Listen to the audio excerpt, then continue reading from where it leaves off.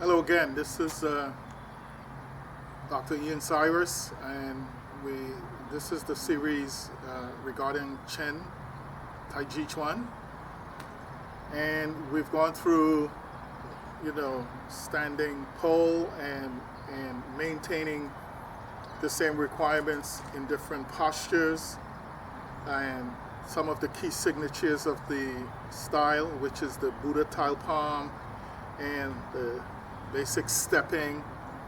And we're going to do a little bit more of, today we're going to look at some exercises to help, and these can be considered Qigong. Most people argue whether Qigong is separate from Tai Chi or Tai Chi is separate from Qigong. Well, to me they are interrelated. One informs the other, okay? So we're going to look at some of these exercises. Again, they're all based on standing pole or Zhanzhuang, okay? So this is lesson number 4. All right, so we know about standing pole. We know about that, okay? So this next exercise is going to be based on standing pole, and it's going to look like this. Feet just a little bit, tiny bit more than shoulder width apart. And again, remember when you engage in Tai Chi practice, that it's always about differentiating between yin and yang. So when something goes up, something goes down. When something contracts, something expands. There is always that interrelationship or interdependency between the two concepts, okay? So here we go.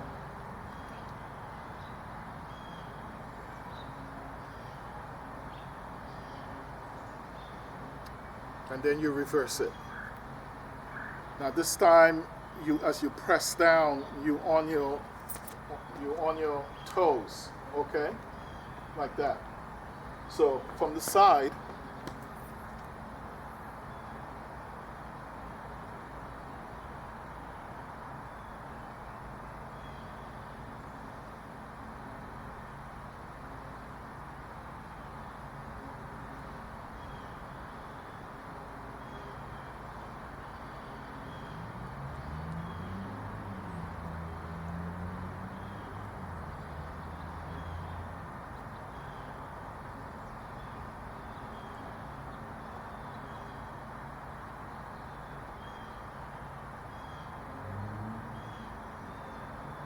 okay? So that's one exercise. Now another thing that's unique to Chen Tai Ji Chuan is use of the infinity sign. A lot of the movements in Tai Chi is based on understanding that it's if you were to draw an infinity sign with the part that's crossing in the middle of your body, and it's no bigger than from the height between your chest and your waist, this is what happens. So we're going to do one hand first, okay? So I'm starting here with my hand in the middle of my body and maintaining all the requirements, relaxed chest, rounded back, Buddha's towel palm, suspended elbow, all of those requirements. This is what happens. Now, as I do this, you can see that this movement is actually being generated from my waist or my hip. Okay, so if I'm here and I do this, you can see how that would work, okay? It takes time to develop that kind of coordination. So I'm doing, so one part of my body technically is rising, the other is sinking, okay? And then you can see how I describe, so now my body is turning, okay? So it's like going up, up. And you would see how this movement will play out later on in the short form or the long form, okay? So as you do that, and then you're coming down the other side, and then it crosses in the middle. So now you're doing figure 8 or the infinity sign, because all movements in the Chen system approximates this, okay?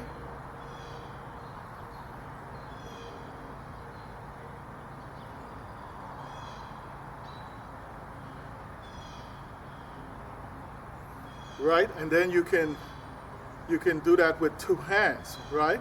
So as you do this, as you can see what's happening here is this is moving this way. My hip is what's taking it in that direction. And then this pressure is what pushes my hand up, and then collapsing the gua is what takes it down. So all of the movements here is done or driven by you understanding this concept of manipulating what's known as your gua, or this area of your body, so that you have this dynamic sphere that's articulating constantly and driving the movement. You don't just stand there and move your arms around, okay?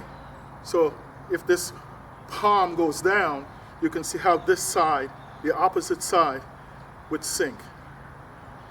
And then this side go up, you'll see how that side go up. So it's really about using your waist. Your attention should be at the dantian, okay?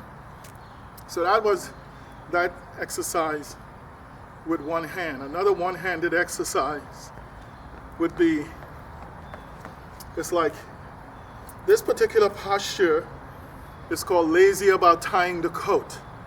So you start here, and it's like you go down. Now you can see how my hip is shifting, and then it gets to a point where it can't shift anymore, so it turns. See how my body is turning? And then as I unwind, it drives this part of the movement, okay? So this is what's going on here.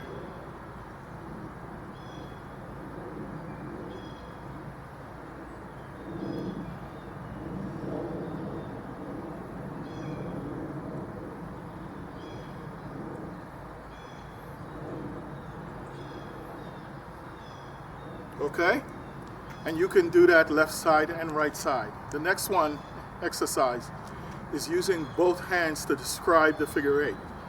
Because in the beginning of the form, or what's called the opening, you would see a movement that looks like this, right? Okay? So in order to properly complete that movement, you're going to have to understand that this whole concept, and I don't see that too much these days in the practice of Chen Tai Ji. No one ever explains a lot of these nuances and details so that whoever's practicing gets it right. Now, when I started the Chen Tai Ji, maybe 28 years ago, luckily I had a teacher who he was excellent in teaching me a lot of these subtleties of the art to make it look right, okay? So, back to the standing pole posture again. This time, my hands are in line with my shoulders. You don't want it out here. And you simply, so here again, you're describing that figure eight. Now you notice as I lift my arm, my shoulder stays relaxed. It's not this. And you can see how both hands are being driven by the action. If my waist stops, my arm stops. My waist moves, my arm moves.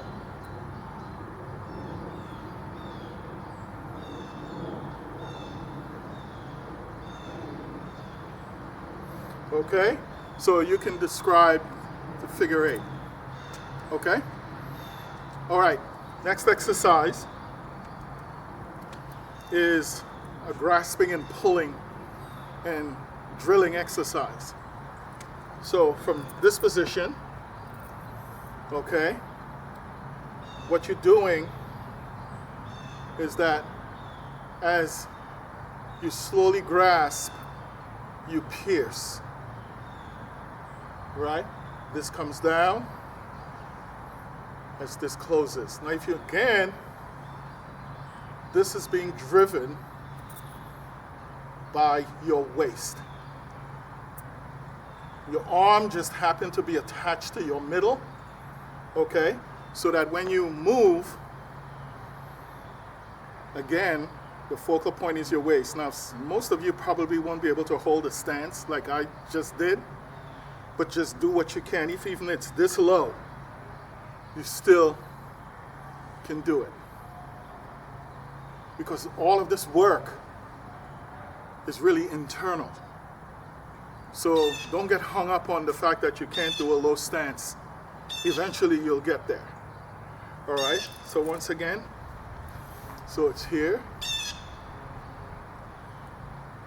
and then this, and then this. You do this from the side. So here, and here. Notice how I'm grabbing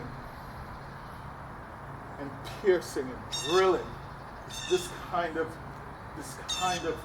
drilling. It's not just this. It's a spiral. And that spiral is on your midline. Okay?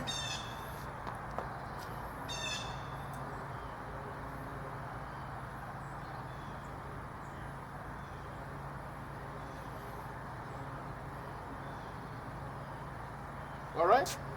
So that's a few of the techniques that, or drills that you can practice before you actually engage in the short form or long form. All right? So again, as I demonstrated in lesson number 2 of the Chen Tai Ji Chuan, this stepping exercise requires a lot of work. Again, you don't have to hold a low stance when you're doing this. If when you start, you lower your body weight, you bring your heel in and extend out at an angle, and the emphasis again is on the inside edge of your heel, right? So it's like that, right? And when here, this is pretty empty, right? Your weight is here, okay? So, and then you transfer your weight transfer, keeping all of the requirements, right? And you do the same thing here, okay? Just like that. Now, for those of you who have the athleticism and the leg strength and body strength to do this,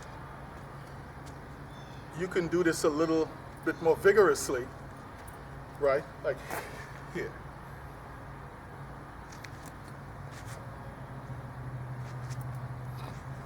Okay? Now, something unique about what's known as the bow stance in Chen, it's like a horse stance, okay? But it's like shifted to one side because of that kind of thing, you know? So it's not this, but it's this. If you look at this, you would see that my weight is not really in the middle, it's here. And this is where you get a lot of the impetus and energy from when you're delivering a strike. Now, some of these skills that I was doing, they're also referred to as reeling silk, okay? Because the energy comes from the floor and it spirals like reeling silk through your body, so that even though I'm here, it starts there, right? And you can feel this spiral, okay? It takes time to develop that quality in the technique. And then there is this whole concept of Su Jin, meaning issuing energy. The best way I can describe that is, have you ever had a dog and you're giving it a bath, and when the dog is ready to shake, you have to step away because that energy is so powerful? It's like that. So if I had to do this, right? That's what it is. That's issuing energy, or Su Jin. Okay? So we can again, these exercises, there are many more, but I'm just sticking to pure, just bare basics here. So you can spend an entire training session just training your stances, training your reeling silk, your Su Jin, or issuing power, or any one of those concepts and principles and methodologies that underlies the practice of Chen Tai Ji Chuan.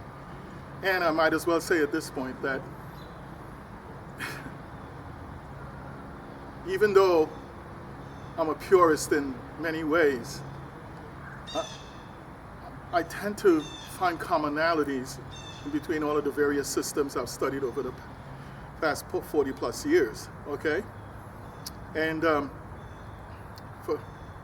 with respect to Hapkido, you'll find that